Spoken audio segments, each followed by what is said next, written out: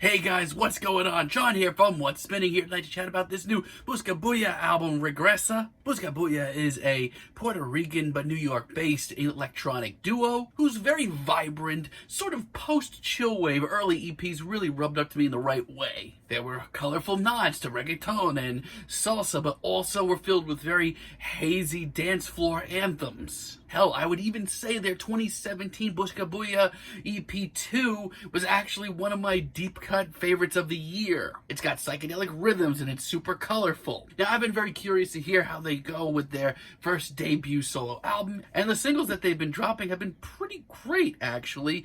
Let's chat about this thing. Also, disclaimer, I'm not very good with Spanish. I'm probably going to butcher all of these names. Sorry in advance. This album starts off with Vamano, and honestly, I haven't had this much fun with electronic music this year. This one has some great tropical rhythms and a nice steady drum beat. Now, I'm kind of biased with this track because I've been loving this the last couple of months, but it really hasn't lessened on me at all. I think it's a really great track. I love the sweet vocals and just how lush and colorful this comes off. Now, there is a sort of tragic nature to these vocals. Just a heads up, there's actually a tragic nature to a lot of this album, but it also has these great throwback synths that give it a very timeless feel. I'll be honest, I'm all for this. It just makes me feel so warm and cozy. El Aprieto, on the other hand, is actually pretty different. It's not nearly as light or airy. As a matter of fact, it's pretty bulky. In a really weird way, it almost reminds you of like early Neon Indian. There are definitely some very psychedelic undertones, but I personally love that. Just a great freaking track. It's just so colorful and full of life. And it comes off great, gets me really moving. Also, the very carefree vocals are a great touch.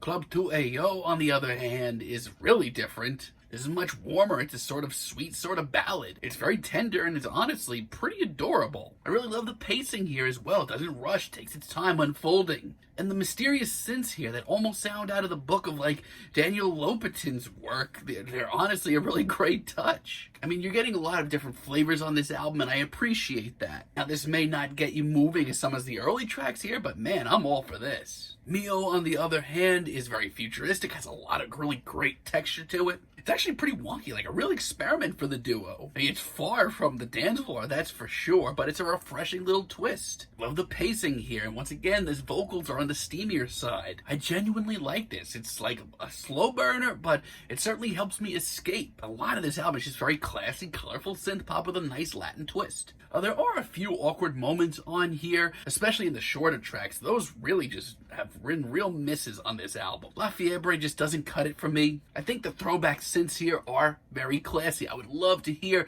Buscabulla do more with them in the future. But to me, this track just comes off like a really incomplete idea. To me, there's little to no correlation between the vocals and the instrumental. They sound like they're from two different tracks, honestly. Manda Fuego, to me, honestly doesn't hit me nearly as hard either. And it's a shame, because if you don't know the story about this album's recording, you should probably look into it. It's very sad, and it's pretty powerful as well. Like I said, there is a deep sadness all between these colorful rhythms that can't be ignored. And honestly, on Manda Fuego, it doesn't get much more somber than this. But I just sort of wish they treated it better on this track. Production here has a huge downfall from the rest of the album. It's just an ugly sounding track. Now, thankfully, the vocals do help me enjoy this track to some extent, but still, this could have been so much more powerful. And Volta, I don't know what it is with these short tunes on here.